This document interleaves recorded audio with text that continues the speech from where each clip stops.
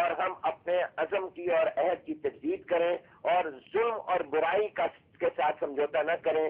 ہمیں اسلام نے برائی کو قبول کرنے یا برداشت کرنے کی تعلیم نہیں دی، بلکہ برائی اور ظلم کا مقابلہ کرنے کی تعلیم دی ہے، اور یہی آج کے دن کا سب سے بڑا پیغام ہے. بہت شکریہ قاری محمد حنیف جالندری صاحب ہم سے گفتگو کرنے کا. اور ظلم کے آگے جھکنا نہیں ہے بلکہ اس سے مقابلہ کرنا ہے.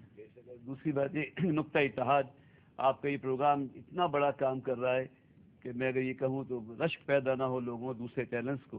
آج تک پاکستان میں ذرائع ابلاغ میں ایسا پروگرام نشر نہیں ہوا، اور کیونکہ اس کا جو نقطہ اتحاد جو ہے وہ بین المسلمین یا نقطہ اتنا مضبوط ہے کہ محور پر اتفاق نظر آ رہا ہے. لیکن حضرت نے جیسے عرض کیا تو اس محور میں ایک قوس کا اضافہ میں یہ کرنا چاہتا ہوں کہ صرف یہ نہ دیکھیں کہ ہم آپ کے ذاکر کو سننے جائیں، آپ مجھے سننے آئیں. اصل میں مذکور اچھا ہو تو ذکر بھی اچھا ہے، ذاکر بھی اچھا. واہ واہ واہ واہ. معلوم اچھا ہے تو علم بھی اچھا ہے، عالم بھی اچھا ہے. ایسا کیوں نہیں کرتے کہ آپ صحابہ کرام کی شان میں محفل منعقد کریں اور ہم شامل ہوں، اور ہم اہل بیت کی منقبت بیان کرتے ہیں، آپ شامل ہوں. تب یہ مسلمانوں کے جو دو بڑے گروہ ہیں یہ مرزا صاحب ہو سکتا ہے پیغام دے سکتے. نہیں مرزا صاحب تو بہت کوششیں ان کی، ان کا تو آپ کو معلوم ہے جوان بیٹا انہی کوششوں میں شہید ہو گئے. جی آپ کیا فرمائیں گے؟ یہ کوئی ناممکن نہیں ہے، کیونکہ ہم نے اس قسم کے پروگرام بھی کیے ہیں.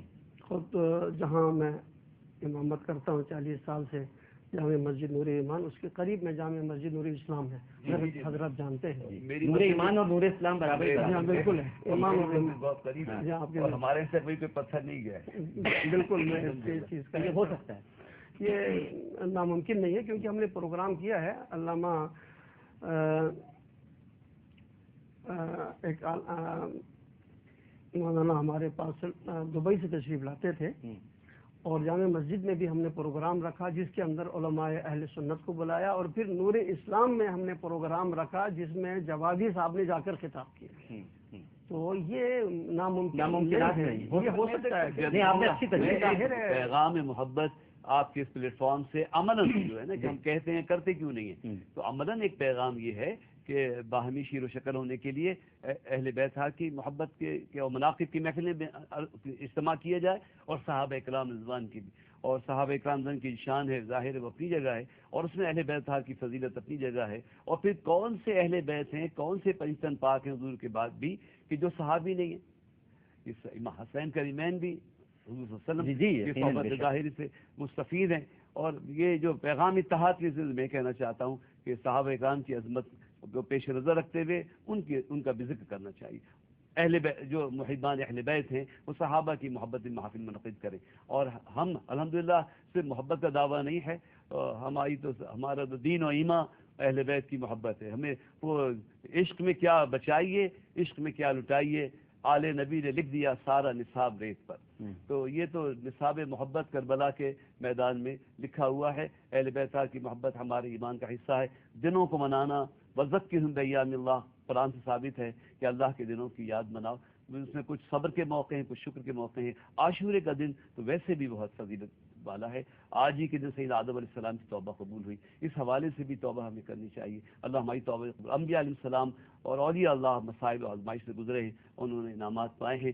شہادت کیونکہ صداقت کی آخری حجت ہوتی ہے.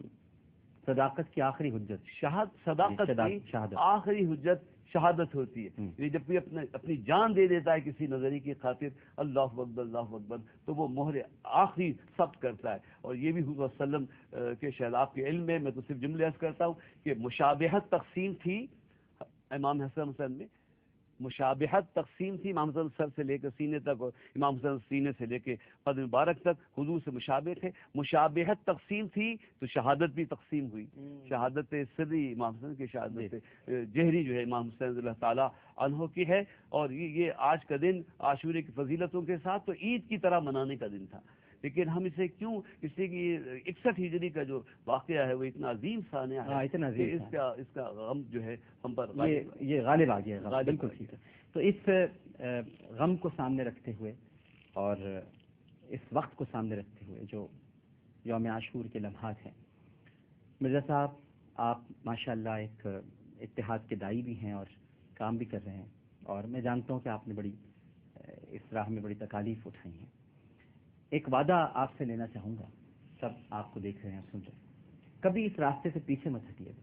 آپ نے بہت کچھ گنوایا ہے، لیکن اس راستے پر ضرور چلتے رہے گا. آپ ہی لوگ کسی نہ کسی دن سب کو متحد کر دیں گے، انشاءاللہ. اور یقیناً یہ امام علی مقام سیدنا حسین رضی اللہ تعالی عنہ کی قربانی کا ثمر ہوگا کہ ہم سب ایک پلیٹ فارم پر یکجا ہو جائیں. یزید کل بھی ایک تھا میرے ساتھ، یزید آج بھی ایک ہے.